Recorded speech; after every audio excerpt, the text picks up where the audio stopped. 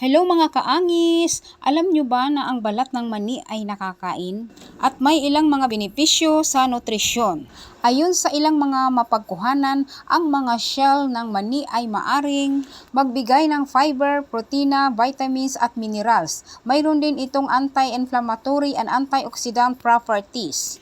Tulong sa panunaw, kolesterol at cardiovascular health. Maaari ring gamitin ang mga shell ng mani para sa iba pang mga layunin tulad ng mulch, compost, gasolina o pagkain ng mga hayop. Paano ito ihanda para makain? Una, iihaw ang mga ito sa isang layer rem baking sheet sa loob ng 20-25 minutes. Pangalawa, iprito sa loob ng 5 to 6 minutes hanggang maging crispy.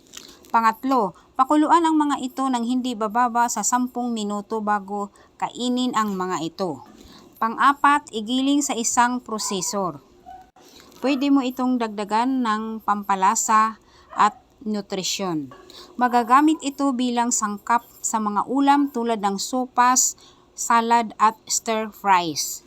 Maraming salamat sa inyong panunood mga kaangis. Like, follow and share!